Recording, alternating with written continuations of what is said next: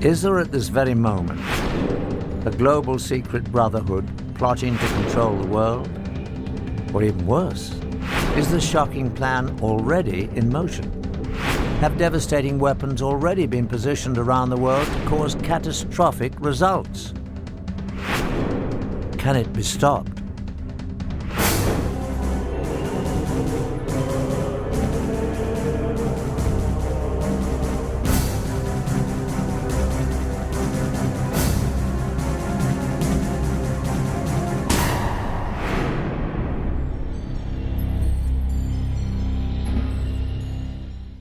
Hello, I'm Patrick Macnee.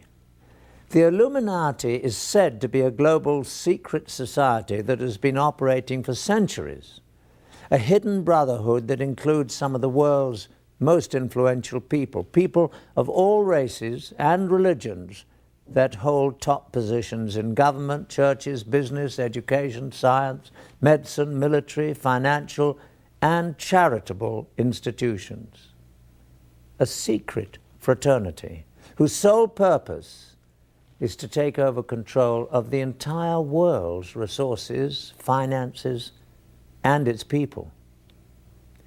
If such a powerful secret society does exist, it represents the ultimate threat to the free world. In fact, it means that right now there is actually no free world at all. Some say it's preposterous, but now for the first time ever we have obtained proof that not only such a global secret organization does exist, but it has infiltrated two of the most powerful intelligence agencies in the world. What's more, weapons of mass destruction have been hidden in the USA and other countries for future use. How could this happen? To get to the truth, we must first explore the dark reaches of the world's secret societies, whose history, rituals, and very existence are shrouded in mystery. Secret societies have existed for thousands of years. They all have one thing in common: unique knowledge, which they swear by oath to keep secret. For armed with this knowledge, limited to themselves, they believe they can control others. One of the earliest secret societies still exists today, the Masons. It is believed that its origins date back to ancient Egypt, when only a select guild of stoneworkers possessed special mathematical knowledge necessary for building the pyramids. Throughout history, Masons kept their methods to themselves so that only they could build the great structures throughout time that still stand today. First, the pyramids, and on to the great castles and cathedrals of Europe. But secret societies were not limited to tradesmen. The word assassin has its roots in a secret brotherhood of Shiite Muslim warriors that controlled northern Syria during the time of the early Crusades in the 11th century. Their speciality: they had perfected the art of killing. The sect was founded by Hassan-i-Sabah, called the Old Man of the Mountain, who ruled from a remote stronghold. Hassan indoctrinated his devotees with the promise that if they fought and died for Allah, they would live forever in paradise full of heavenly and earthly pleasures. He used the gruesome power of torture and murder to give his teachings special impact and assure complete discipline and devotion. Hassan gave hashish to his fanatical disciples to induce a feeling of invincibility before sending them on suicide missions. Hence the name assassin was derived from the word hashashin, or hashish user. By 1100, the assassins were said to number over 70,000 fanatically devoted members. About the same time in history, another secret brotherhood was created, the Templars. The Prieuré de Sion, Priory of Zion, was a chivalrous fraternity created in medieval France with the purpose of preserving the Merovingian bloodline and returning them to the throne of France. Their official headquarters was the Abbey of Notre-Dame du Mont de Sion in Jerusalem. In 1117, Baldwin I, King of Jerusalem, found himself greatly indebted to the priory for their services in helping him attain the throne. In return, the king negotiated the constitution of the Knights Templar as the military and administrative arm of the Priory of Zion.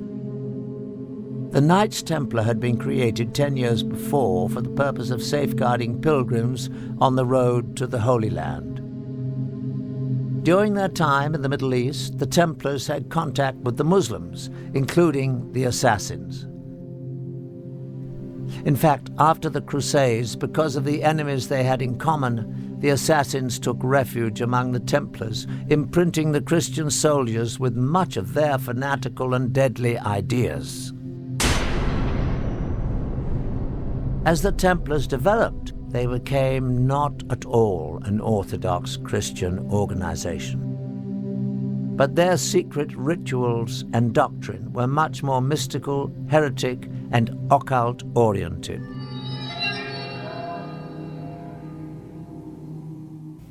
As the power of the Templars grew, the Brotherhood developed into a church within the church, handling their own banking, revoking excommunications issued by bishops, and they answered only to the Pope. Everything about the Knights Templar has at least an element of mystery about it. Right from its beginnings, it was founded just after the First Crusade, which had reopened the way between Europe and the Holy Land.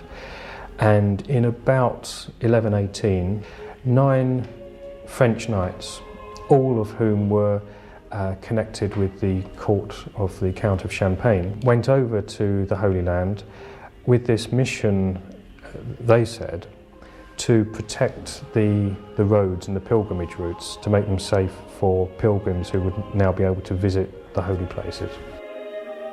Now, once they arrived in the Holy Land, there's actually no evidence they actually did anything for 9 years or so. And right from the beginning, there's something that doesn't quite connect.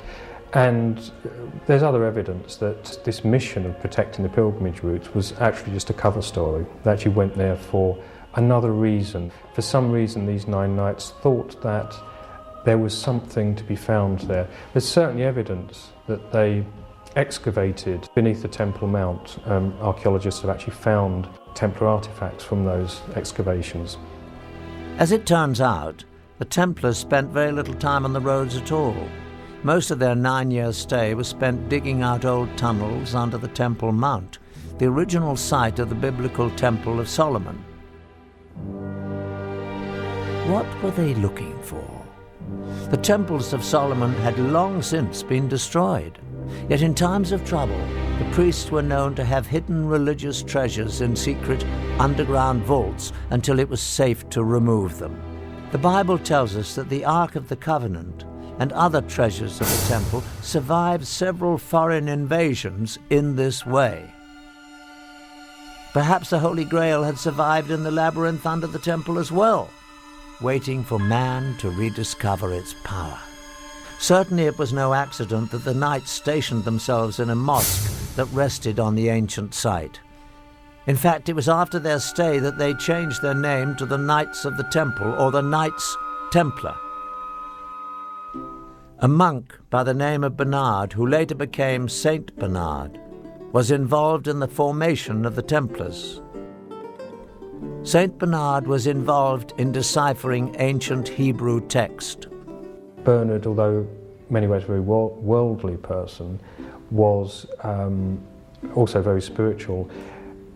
In ways that are quite odd for his time, he was very much into the feminine side of religion, very much into the Black Madonna cults of particularly of the south of France, which are very kind of mysterious, almost pagan. He had a great veneration for the feminine, embodied in lots of ways in the Virgin Mary, which was actually quite unusual for his time, and that appears to be the thing that drove him more than anything else. St Bernard was a very learned man again for his time. Yes, he studied Hebrew texts, studied other texts as well. It could well be something that he found in there that gave these people the idea that there's something worth having in Jerusalem. It's speculative, but it's a good speculation. It seems a very logical thing. You have people studying these old documents who suddenly want to get their people to some of these old places mentioned in these documents. They're looking for something. Personally, I honestly don't know what it was they found, except that people considered it important. Nobody knows for sure. Whatever it was, nobody knows where it went. And it's a real mystery. But there's no shortage of theories, any of which could be correct. Documents, Ark of the Covenant, Holy Grail, whatever that is. But they certainly had their secret. A very old text records the find. We repaired to the secret vault and let down one of the companions as before. The sun at this time was at its meridian height, the rays of which enabled him to discover a small box or chest standing on a pedestal curiously wrought and overlaid with gold.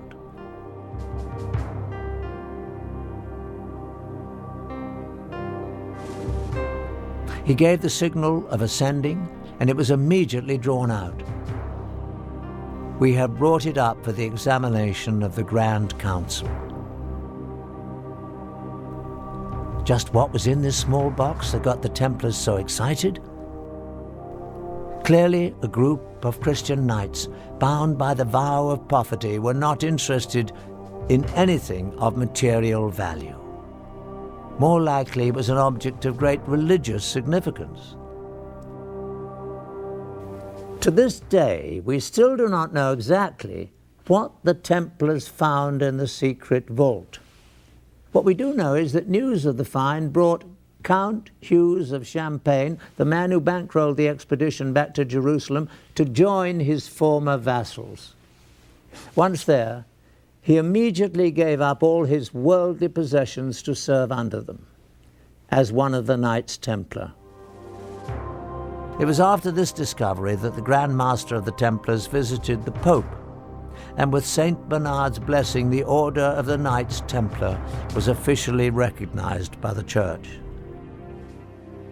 All over Christendom, men rushed to join the Knights, leaving behind their families, giving over all their worldly possessions, and taking on the difficult vows of poverty and chastity.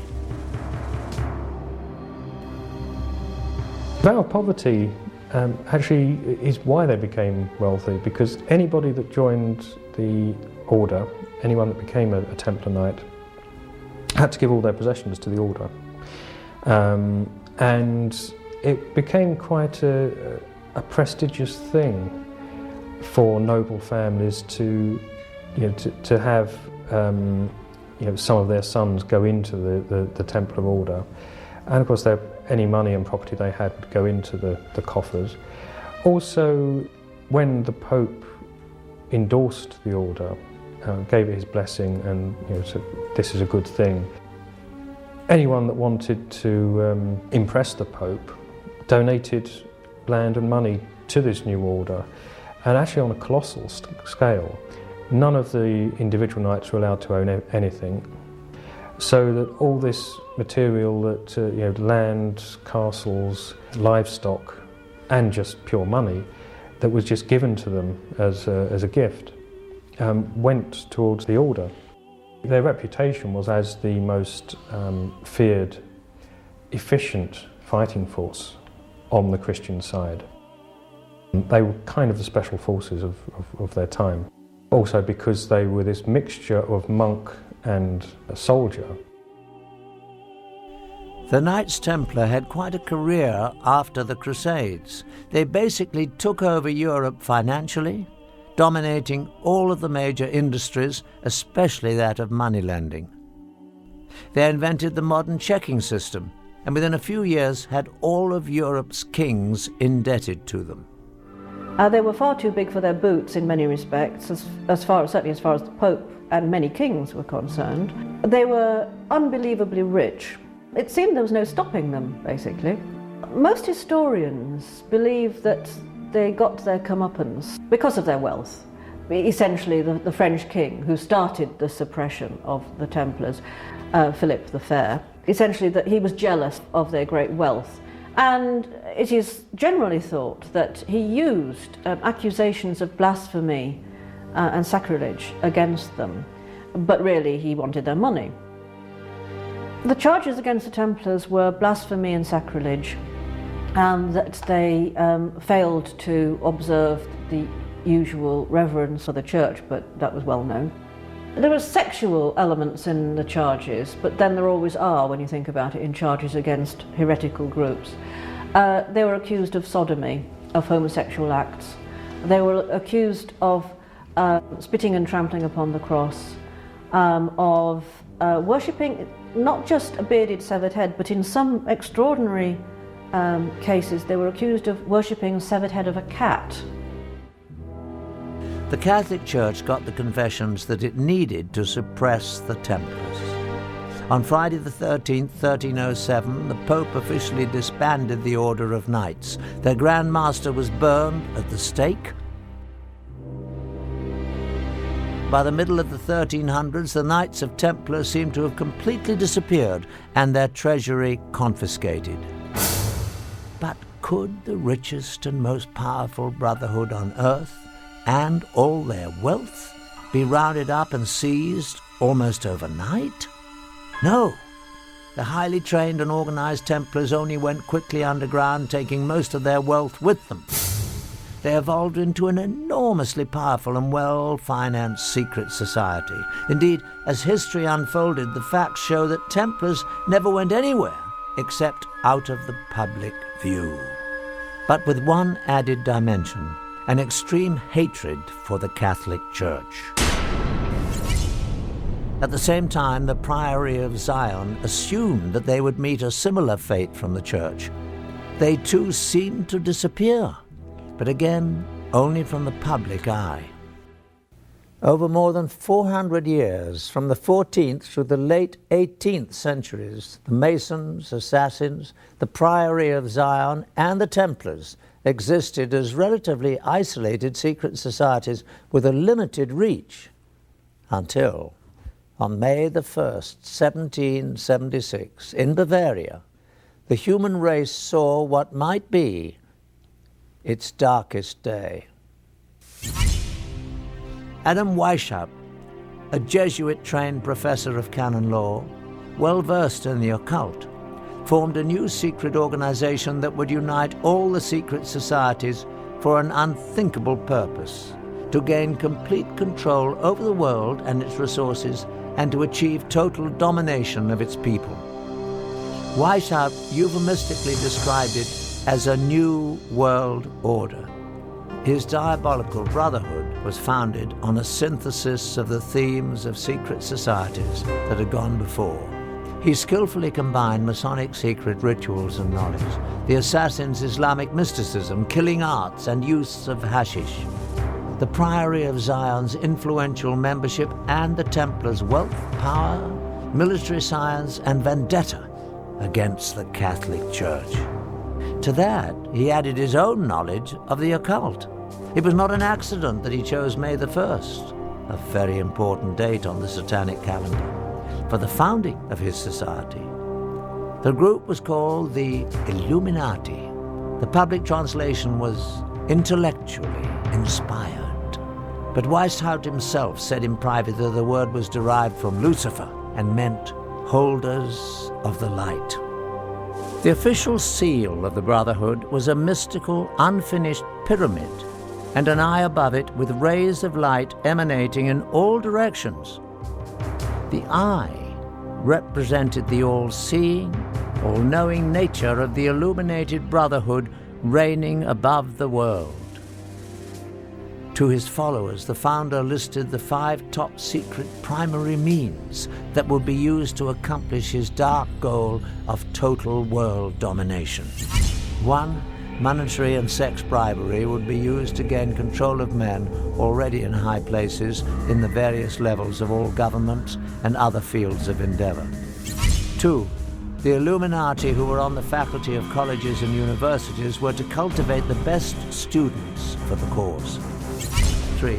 Influential people and specially trained students under the control of the Brotherhood would be placed behind the scenes of all government, religious, and financial institutions and used as agents. 4. The secret society would develop absolute domination of the media so that all news and information could be slanted to convince the masses that a one-world government is the only solution to our many problems. 5. The final phase of the operation would employ all resources in place to initiate military coups that would overthrow all opposing governments and put the world under one global government controlled by the Illuminati. The group was originally composed of 32nd-degree Masons and used various Masonic lodges as recruiting grounds and fronts. The highest-ranking Mason to be recruited was a nobleman from North Germany, Baron Knigge, also known as Adolf Francis, a major player in the European Masonic scene. The Illuminati were extremely secretive, even identifying themselves and their chapters by assumed classical names. For example, Weishaupt was Spartacus, Knigge was Philo, the headquarters was Eleusis, Austria was Egypt, etc. Dates were given in a sort of cryptography.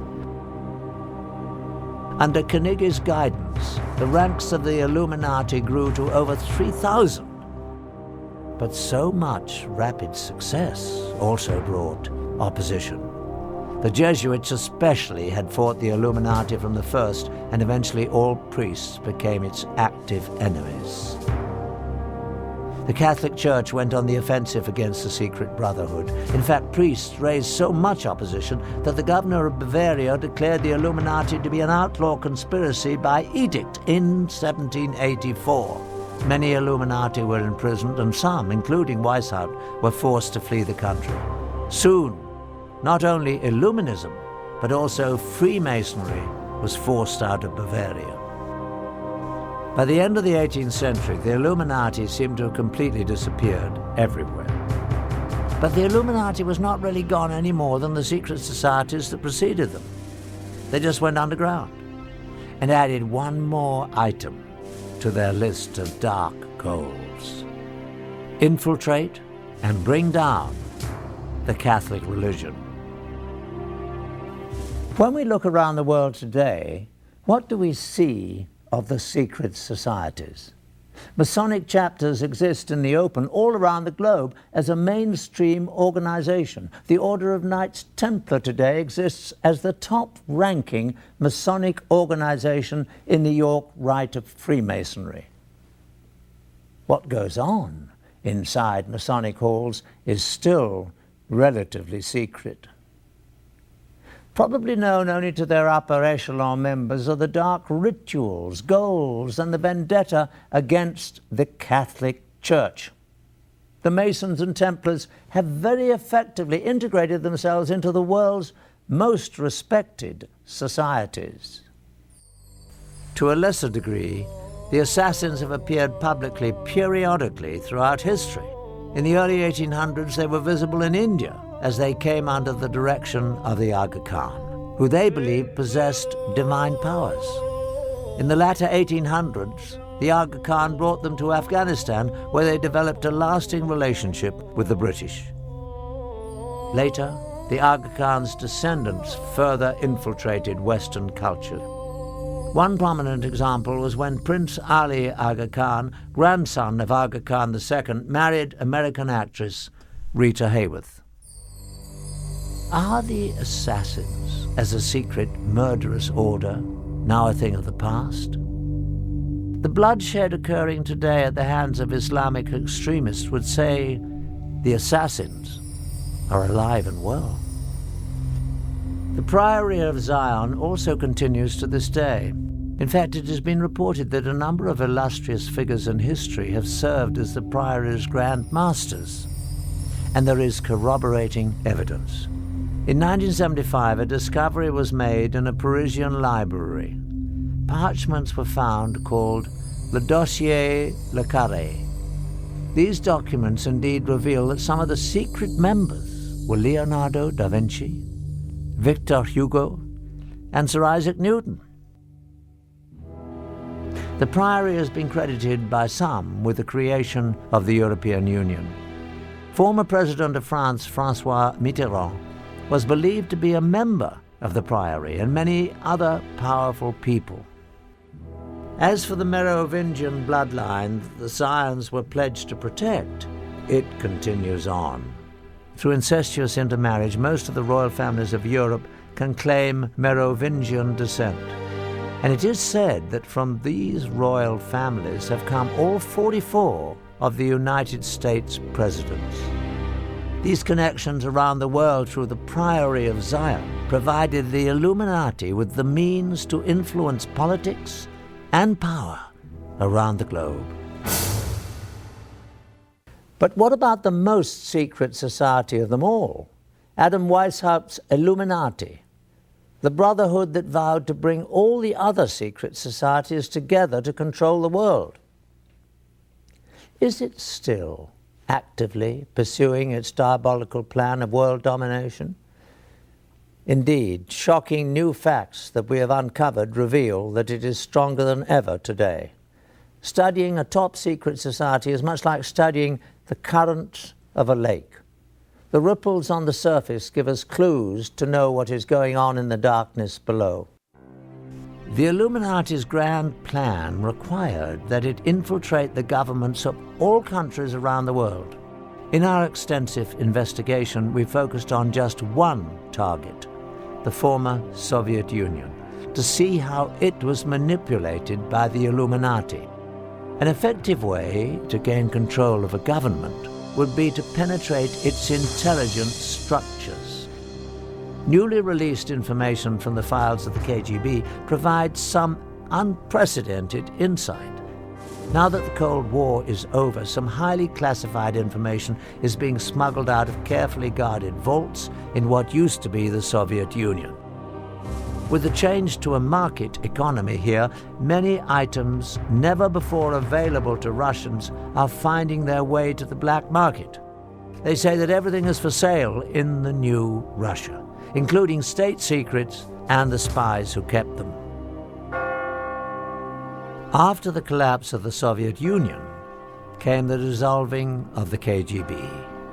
The new government formed its own new security and intelligence agencies, employing many of the old KGB personnel, but leaving many without jobs. Even those with employment were often not paid as promised. We found that many former KGB employees were eager to give first-hand accounts of their classified activities within the agency for the right price.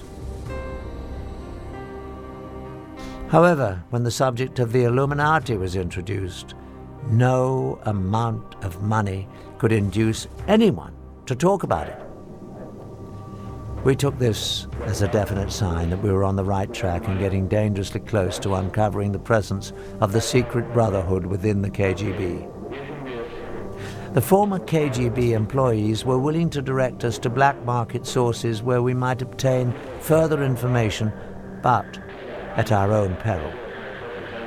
Though most leads proved to be ultimately unproductive, we found that with perseverance, money, and a bit of luck, it is possible to acquire classified Soviet documents. Using a hidden camera, we recorded numerous meetings over a period of months in which we attempted to obtain relevant materials. This transaction between one of our Moscow contacts and black market dealers proved to be one of the more successful ventures, though as you'll see, not without a few tense moments.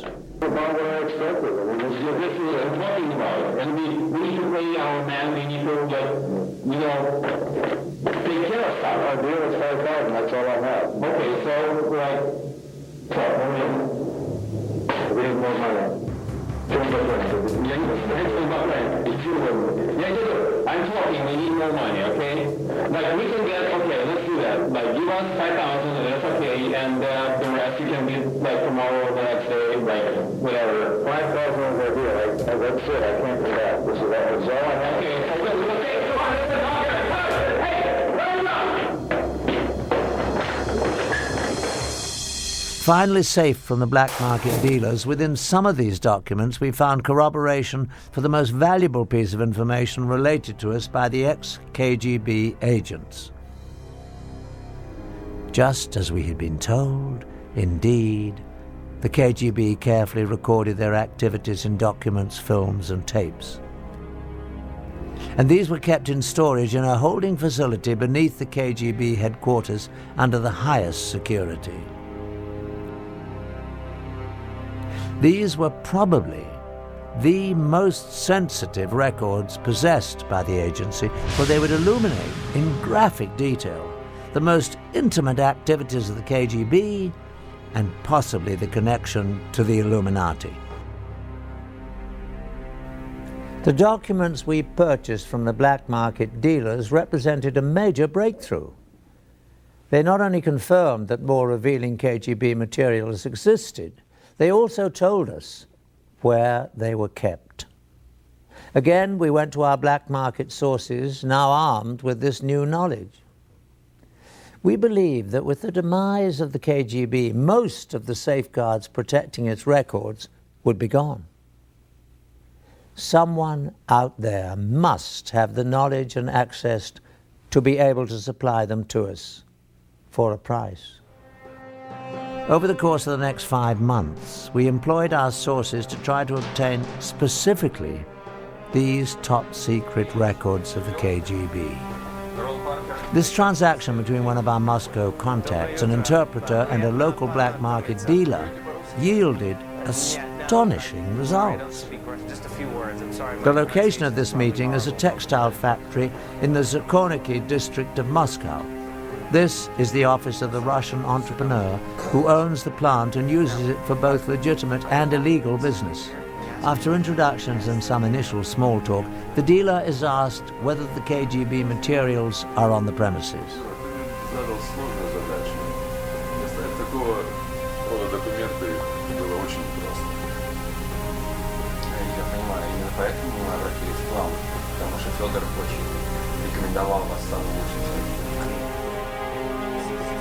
From a safe, documents are produced that relate to the films and tapes the dealer has promised to deliver.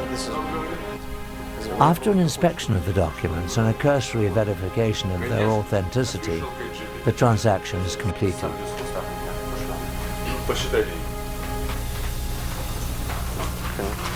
Okay, well, thank you. Спасибо. Пожалуйста. Nice to meet you. Дмитрий Сергеевич, спасибо за вашу работу. Money changes hands, and the tense group is led to another office where the films and tapes are said to be stored.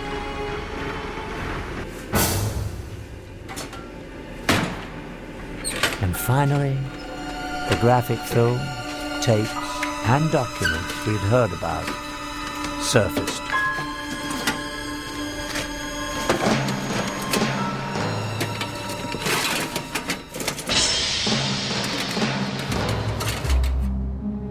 In a startling revelation within the classified documents we obtained, we find proof that the Illuminati infiltrated the Soviet Union and the KGB. These communiques between two high-level KGB agents actually refer to the original illuminated one, Adam Weishaupt, by name. They go on to allude to a connection with two past rulers of Russia, Joseph Stalin and Nikita Khrushchev. Our mission to place agents within the walls of the Vatican is a goal that the founder Weishaupt talked about 200 years ago. It is something that has been attempted through the years by both Stalin and Khrushchev with no success, but I believe we can finally do it this time. What's more, in the lab, our investigators made an alarming discovery. A magnified view reveals that an unnoticeable dot the period at the end of the final sentence on the page is actually a seal. It is the unfinished pyramid with an eye and triangle above it. The official insignia of the Illuminati, a marking used by the secret society since its creation in 1776. The KGB was determined to infiltrate the Vatican. Why would this, of all places, be of such critical interest to the Russians? The answer is simple. The Russians would have no interest in the Vatican, but the Illuminati would. Not only would it further the vendetta against the Catholics, but it would be important for the greater purpose of gaining control of the world. The Vatican may be the most powerful force on the planet for influencing people. Policies dictated by the Vatican affect 1 billion people spread across the globe on every continent, in comparison to less than 300 million under the direct influence of the US or the former USSR. Reigning at the top of this vast empire of followers is one man, the Pope, whose words and wishes are considered by his followers to have divine inspiration. No other person on earth has such extraordinary power and influence. The Illuminati would have a great interest in exerting whatever influence they could on the Pope and his advisors. The KGB had a staff of agents permanently assigned to Rome, but the Vatican City exists as a very closed world, an officially recognized independent state with its own government. In effect, it is a sovereign state existing within the city of Rome. Surveillance of it from the outside is very incomplete. From more secret KGB documents we have obtained, we learn that in 1972, the Illuminati, using the people they had in the KGB, formulated a bold plan to position one of their people within the walls of the Vatican. Again, the period at the end of the final sentence on the document is actually the miniature pyramid and eye, the official insignia of the Illuminati. At last, the secret brotherhood could begin to control the Catholic Church from the inside. An agent was sent to the Vatican posing as a Ukrainian priest, driven from his country by the communists for anti-communist rhetoric. He was quickly accepted by the pro-American Vatican clergy. After only a few months, he achieved his primary objective, gaining the confidence of the office of Cardinal Vilo, the Secretary of State of Pope Paul VI. In this exclusive KGB film footage we obtained, on the right is the agent posing as a priest. On the left is the chief assistant to Cardinal Vilo. Devo tornare all'ufficio, devo fare cose lì e tutto il resto. Molto preoccupato. Ok. Spero che qualcosa... Eccolo che arriva. Buongiorno. The third man is actually another KGB agent, no doubt placed in the organization by the Illuminati. He is also seeking to gain access to the cardinal. Sì. Questo va bene. Bene. Molto lì. Bravo, sta più scemo. Abbiamo la sua collaborazione. Sì. Bene. Tipo, faremo molta considerazione di questo. Sappiamo quanto importante è per noi questa collaborazione. When Vilo's assistant is sent on his customary monthly trip to Milan, the KGB installs a camera in his hotel room. In typical KGB fashion, the priest is about to be set up to be blackmailed to assure his continued cooperation. Over several days, a woman becomes friendly with him and gains his trust.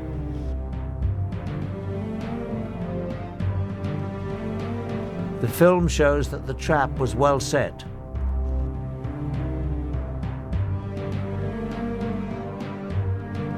One night, the woman comes to his room to take him to a dinner meeting. Vino bianco, prego. Possiamo vedere tra il conto e Ho soltanto del buon vino rosso, dici un po' di Va bene. While he is briefly away pouring drinks, she takes off her blouse.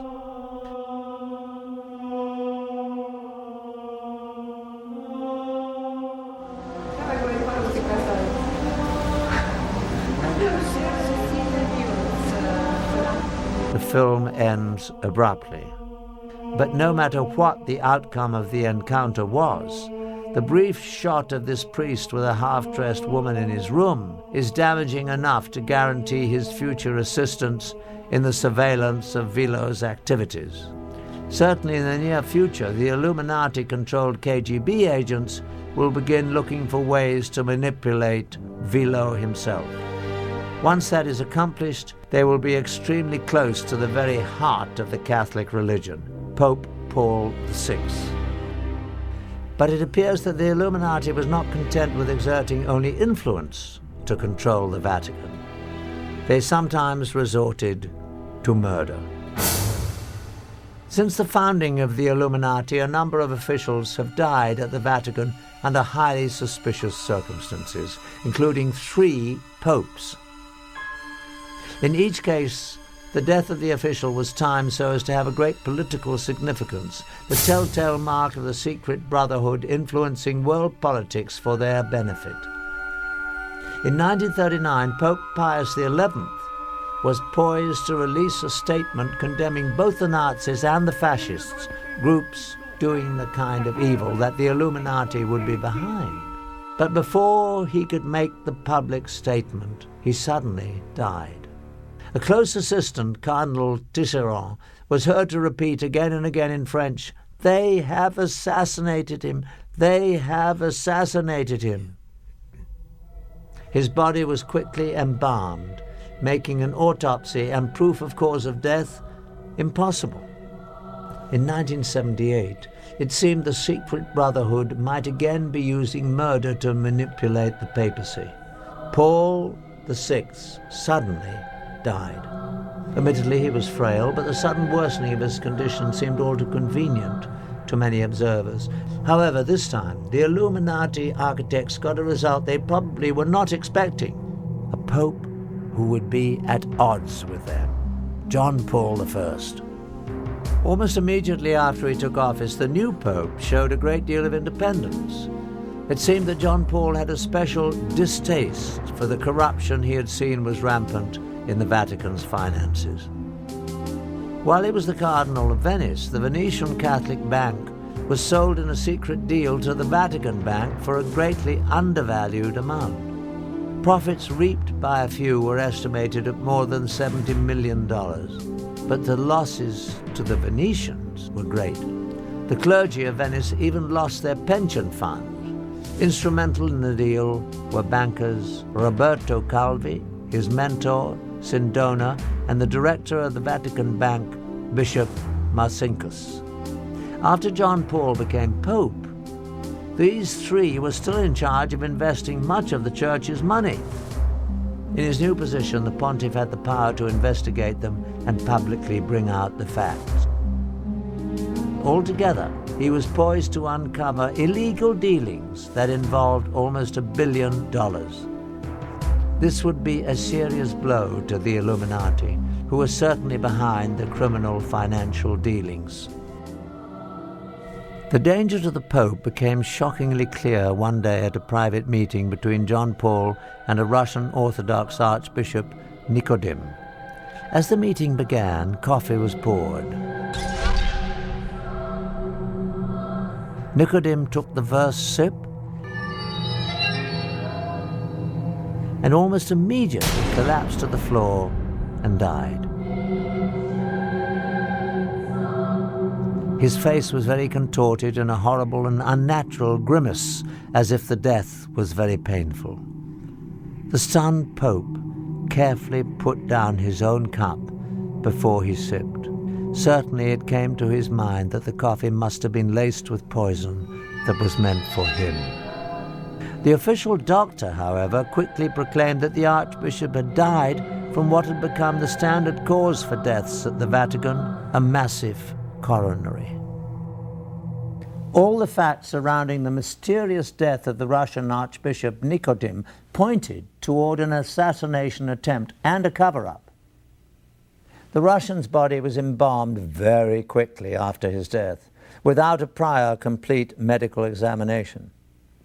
After the embalming, it would be impossible to perform an accurate autopsy to determine the cause of death, particularly if it involved poison.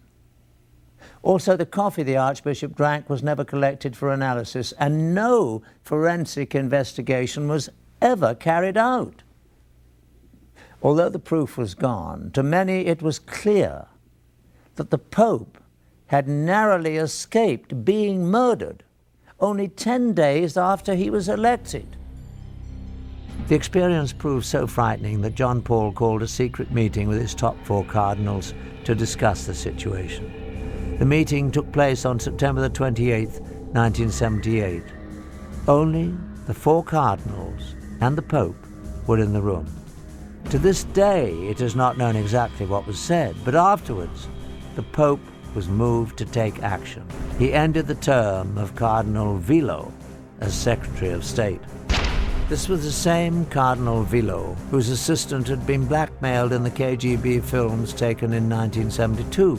Over the 6 years, this cardinal must have also been drawn into the Illuminati's web. Removing him meant that the Pope had uncovered at least part of the dark secret. But even John Paul could not avoid his fate at the hands of the Illuminati. That night, the pontiff retired earlier than usual and took with him detailed notes of the secret meeting to deliberate upon. At 5 a.m. the next morning, the Pope's closest attendant, Sister Vincenza, became concerned. His Holiness had never overslept before. She appeared inside his door. John Paul appeared to be sitting in bed with the light on as if he were reading. Various papers were around him. But to her horror, his face was frozen in the same agonized contortion she had seen on the face of the dead Russian Nikodim only days before. After only 33 days as Pope, John Paul was dead. After more than 200 years of protecting their secret ways, the Illuminati was very thorough at covering its tracks.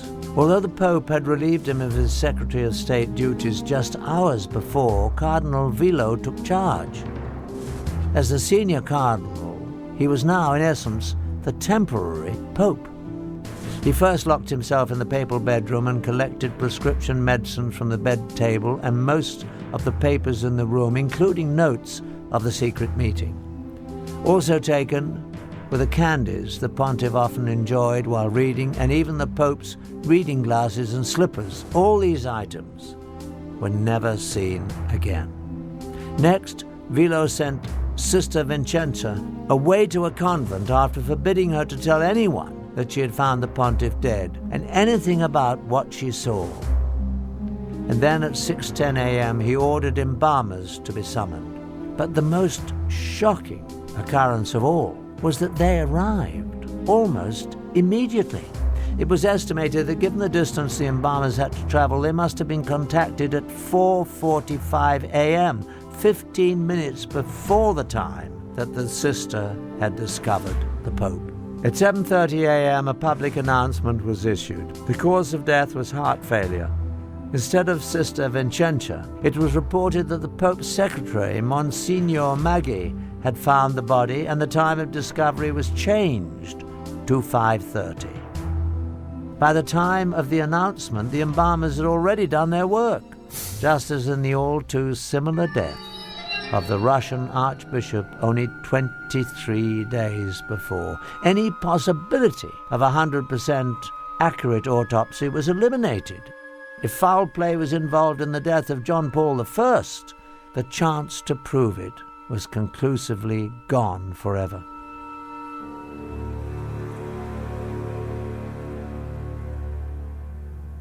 Ten days after John Paul's funeral, Cardinal Vilo assembled the conclave to elect a successor.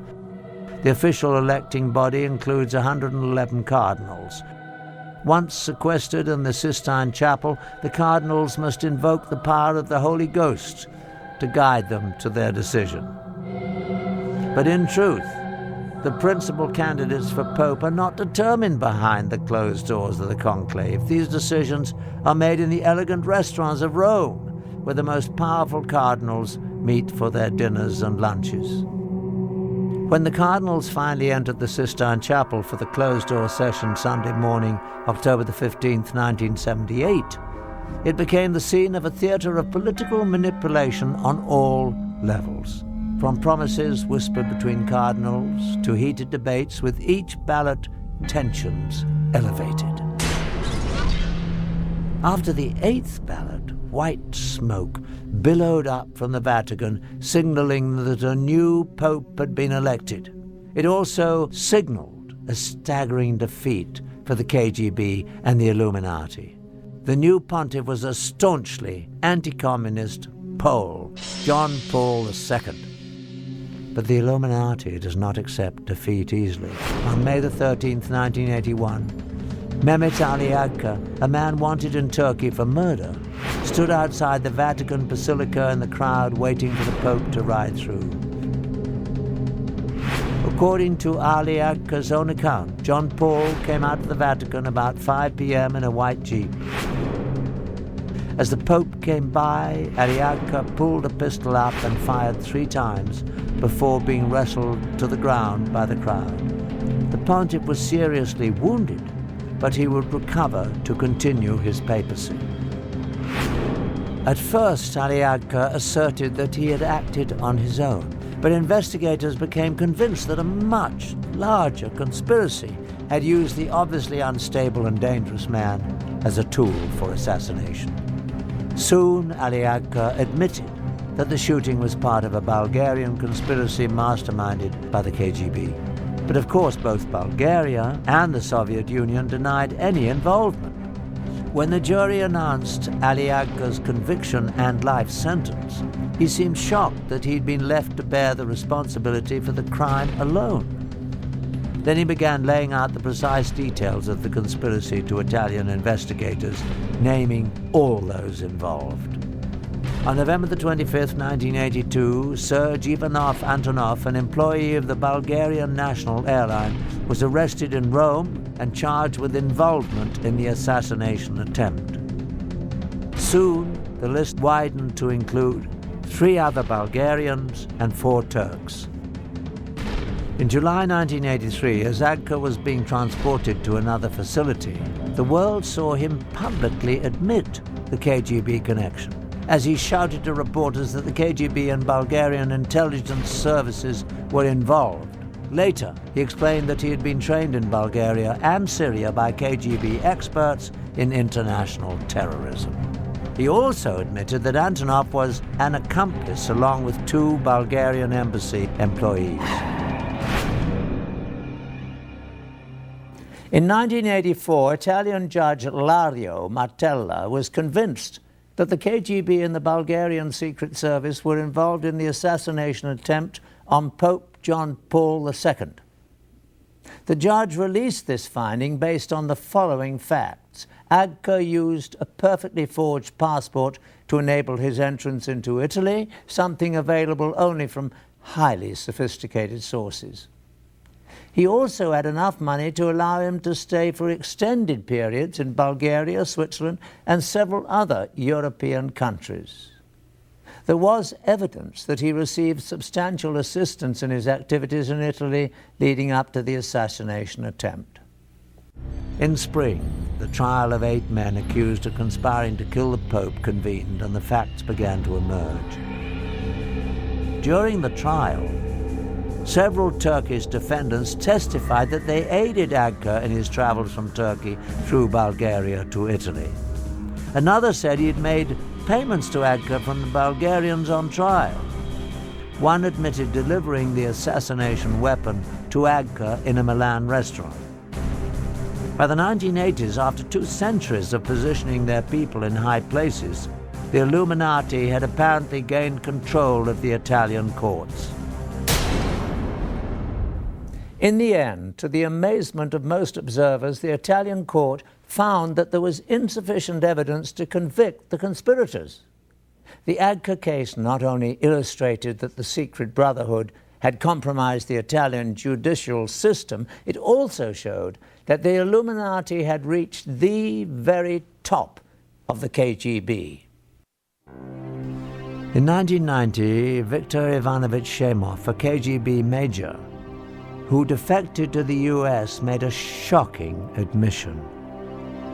Before he escaped from Russia in 1980, he received an order to obtain all the information possible how to get physically close to the Pope.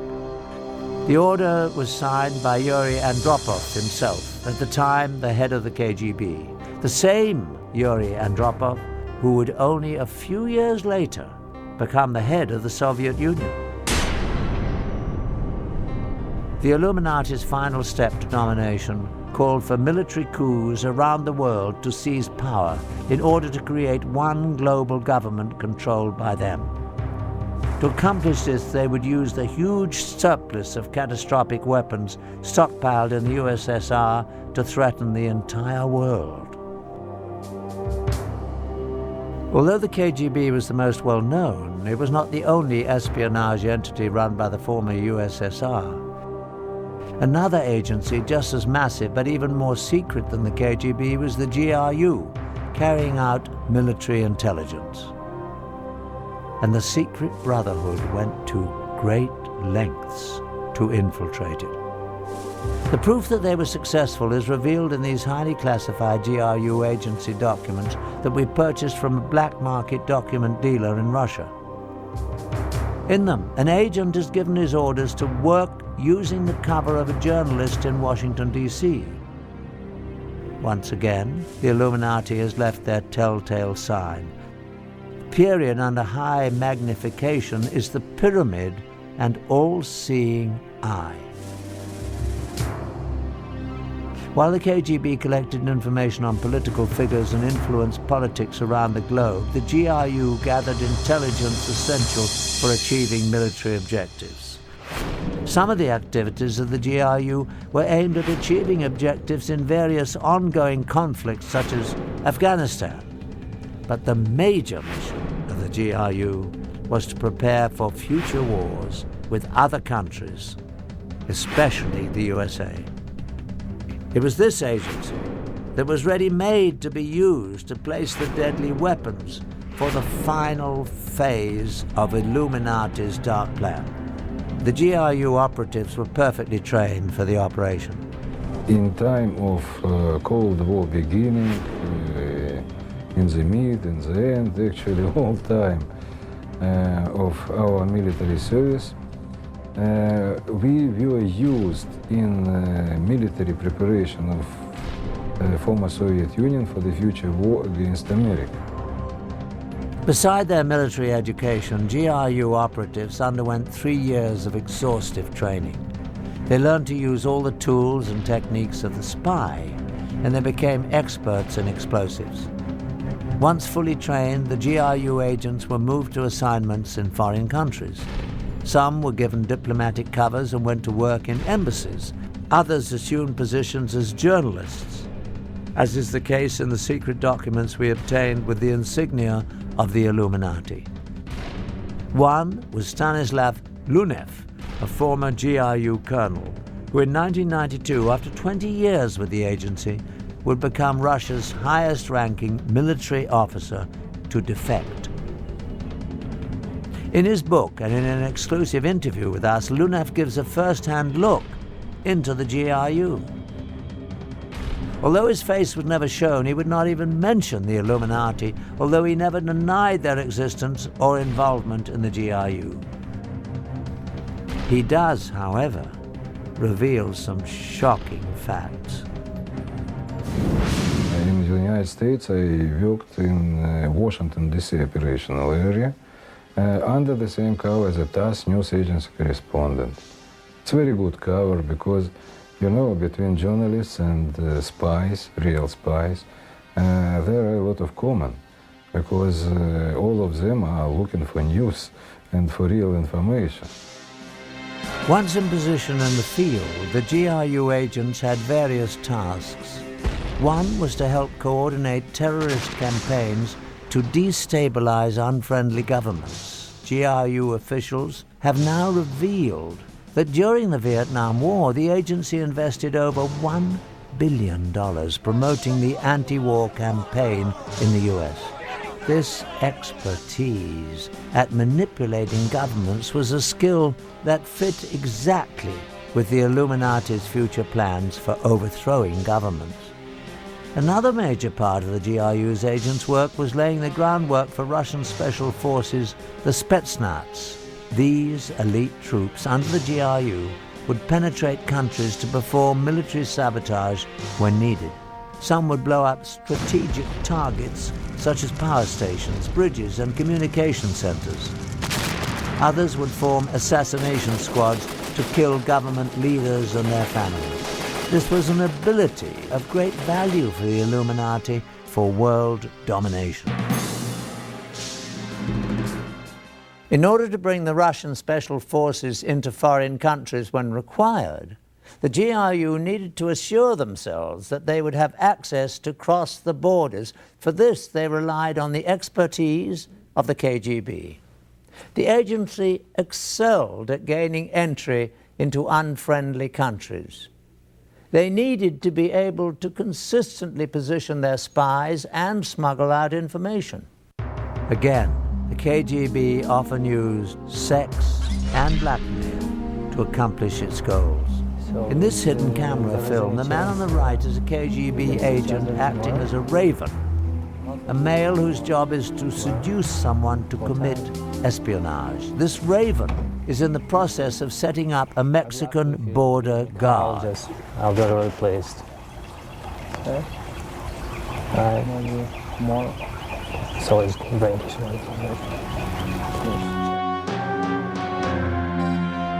Once this border guard was hooked, KGB agents could freely cross into the US from Mexico at this station.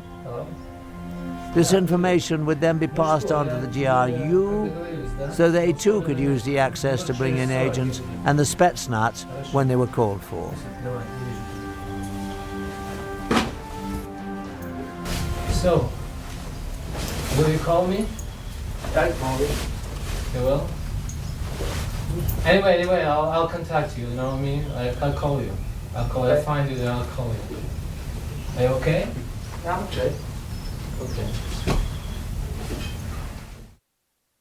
To execute the plan for global chaos and military coups, the Secret Brotherhood used the GRU to position sleeper agents and devastating weapons around the world. These weapons would stay hidden in strategic places until the day they would be needed. At that time of the Illuminati's choosing, the agents would come out of hiding and the weapons used. These special operation forces commanders are very highly trained military professionals, and they will come here when real tension would be in place. And they need to have very special weapon system to destroy very highly protected targets. So they will have nuclear weapons, chemical, biological, other weapon system. The most frightening weapons to be smuggled in were the small nuclear devices that have become known as the nuclear suitcase bombs. These weapons could be moved easily by one person, but had awesome destructive capabilities. Once they were in the US and other enemy countries, the weapons were hidden in safe places and could be retrieved in time of war. It is estimated that a frightening number of these nuclear devices were positioned in the US and other countries. In all probability, these nuclear devices remain hidden in their secret locations, all ready for use today. Thanks to the newly opened files of the KGB, we've had a shocking look at how the Illuminati has over the years manipulated the world's institutions like the Vatican. And we have seen that devastating weapons have been positioned around the world. We have focused on only Russia's connection to the Illuminati. Since Adam Weishaupt founded the secret organization in 1776, its tentacles have extended into many other nations around the globe. Even the United States shows telltale signs. The most obvious is on the back of the US $1 bill. Prominently displayed are the pyramid and the eye, the Illuminati's insignia put there in 1933 by order of President Franklin D. Roosevelt. Underneath are the Latin words Novus Ordo Seclorum, which translates as New World Order.